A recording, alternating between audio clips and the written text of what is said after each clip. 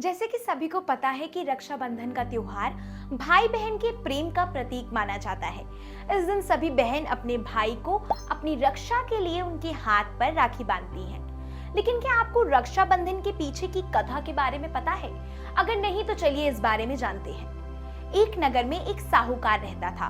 उनके 3 बेटे और 3 बहुएं थी। साहूकार की सबसे छोटी बहू बहुत ही सुंदर, सुशील और कामकाजी थी। वो दिन भर कोई न कोई काम किया करती थी। उसके तन की तरह ही उसका मन भी साफ और सुंदर था।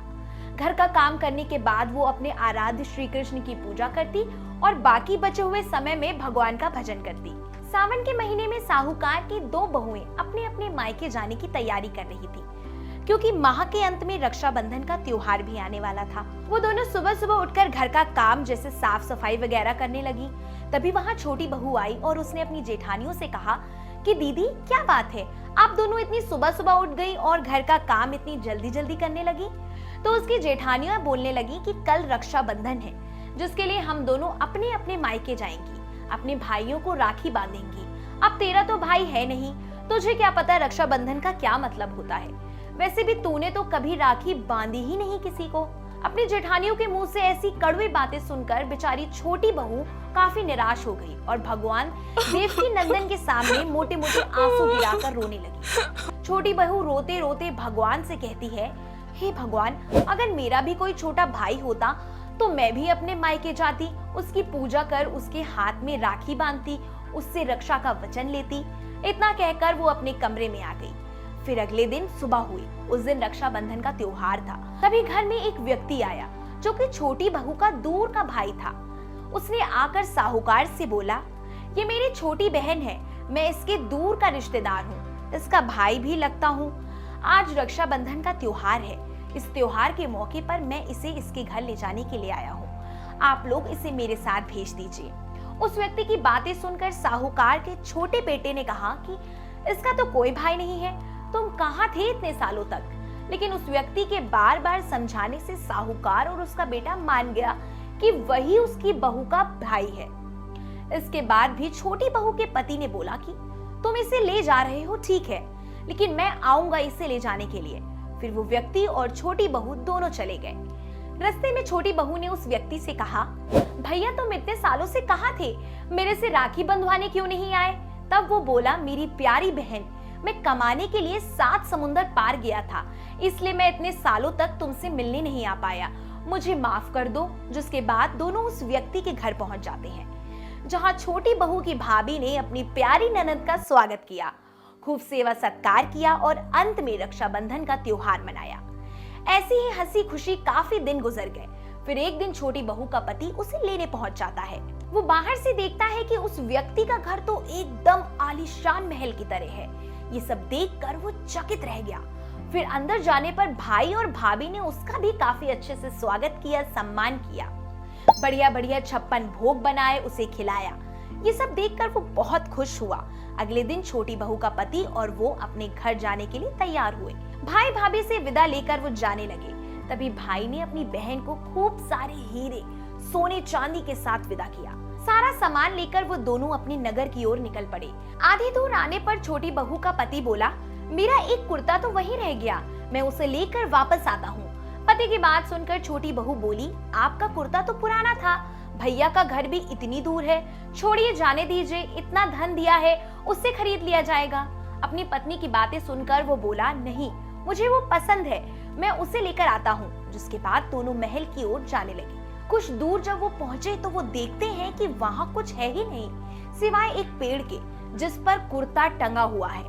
ये सब देखकर छोटी बहू का पति बहुत नाराज हुआ और उसने अपनी पत्नी से कहा, देखा, मैंने कहा था ये कोई धोखेबाज है, यहाँ से वो महल गायब हो गया। कौन था वो धोखेबाज जो तेरा भाई बनकर तुझे यहाँ लेकर आया था? मुझे तो शुरू से ही उस बहरूपीय पर शक था, पता कौन था वो? इतना कहते ही वो छोटी बहू पर हाथ उठाने लगा था। तभी पेड़ से भगवान श्री कृष्ण प्रकट होते हैं और कहते हैं कि रुक जा दुष्ट, ये मेरी बहन है, ये मंदिर आकर हर साल मुझे राखी बांधती थी, इसलिए मैं भाई का फर्ज निभाने के लिए इस साल राखी बंधवाने आया था। इसे मैंने छोटी बहन की तरह माना है। भगवान की बातें सुनकर उनके दर्शन करके दोनों ने प्रभु को प्रणाम किया, फिर अपने घर की ओर निकल जाते हैं।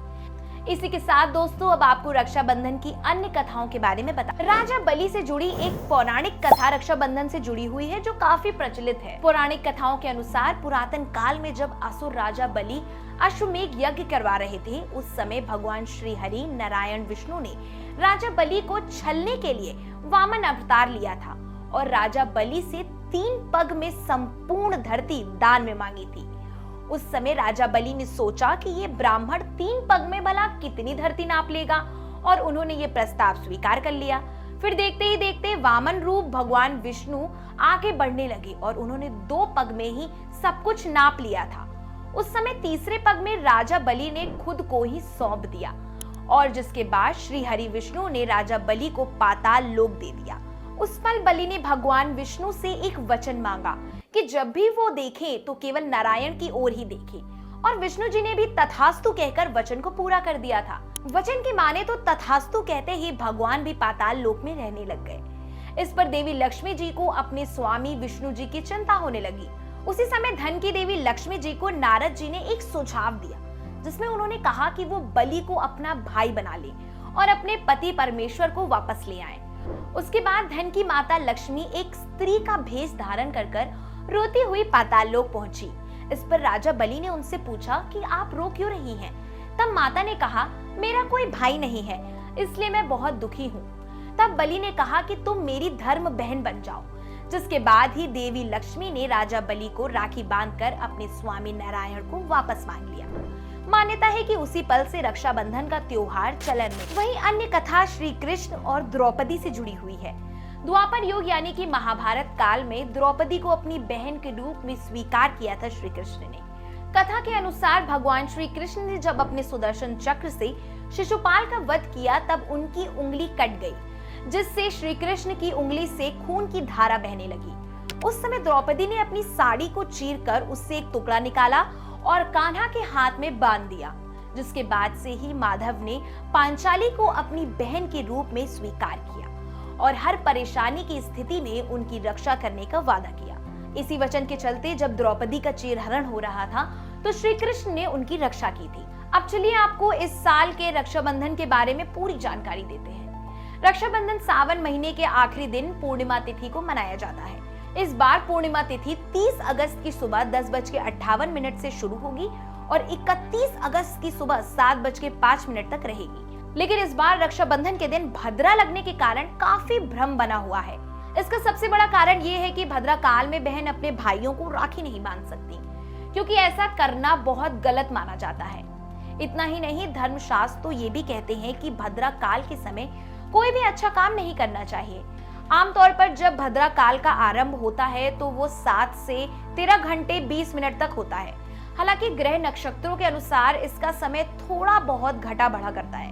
लेकिन ऐसे में सवाल ये उठता है कि अगर रक्षाबंधन के दिन राखी नहीं बांधी जाएगी तो फिर कब मनाई जाएगा ये त्योहार?